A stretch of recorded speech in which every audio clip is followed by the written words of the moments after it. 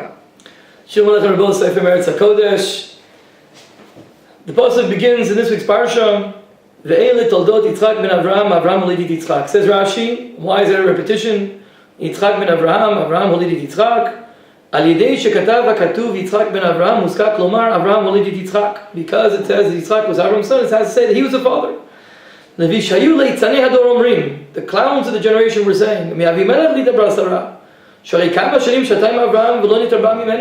the father? It was Avimelech. It wasn't Avram. After all, Sarah had been married many years to Avram. She hadn't had any children. They couldn't believe that Avraham was the father. So it must be Avimelech. What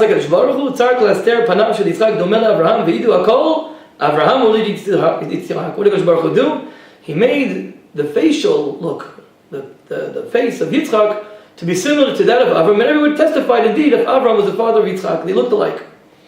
And that's what it says, Yitzchak ben Avraham haya. Shari idut yesh Avram holid Yitzchak. That's a pshat. How do you know that Yitzchak was the son of Ben Avraham? Clear, everybody can see that Avraham holid Yitzchak, he was indeed the father because he looked the same. That's Rashi. This Rashi makes no sense. What does it mean over here? They couldn't believe that Avraham was the father? That bothered them? And that Sarah was the mother didn't bother them?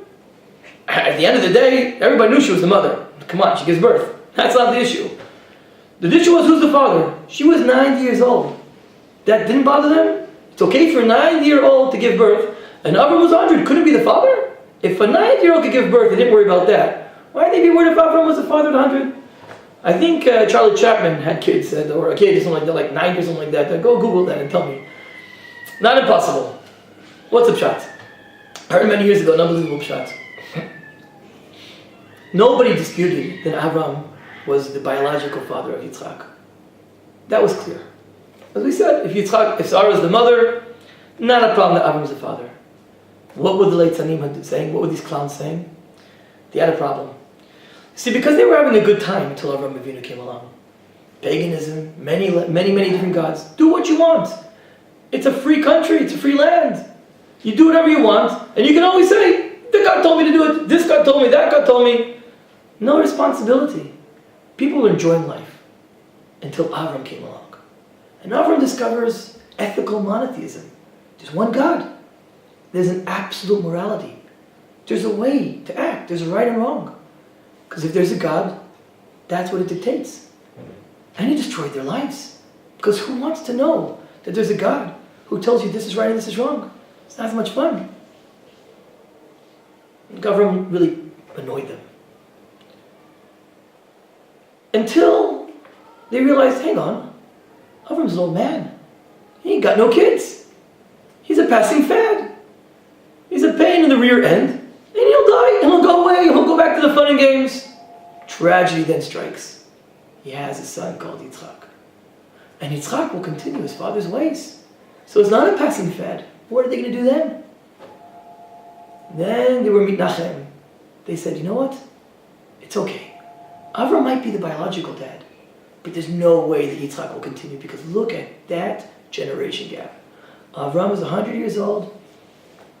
He won't be able to transfer anything to Yitzchak. What were the clowns saying?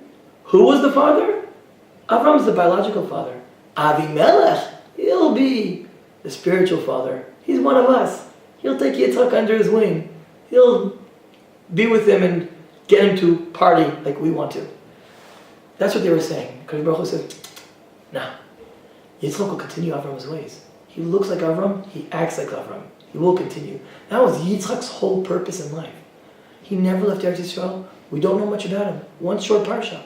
His whole tafkid in life was to show this tradition can be transferred. And indeed, later on, the Torah tells us that Yitzchak went back and he dug the very same wells that his father dug, and he called them the very same names. Now, you can say it was the wells, and maybe wells is Torah, because water is Torah, and Mayim el Torah. What's clear is that Yitzchak is continuing his father's path. The tradition continues.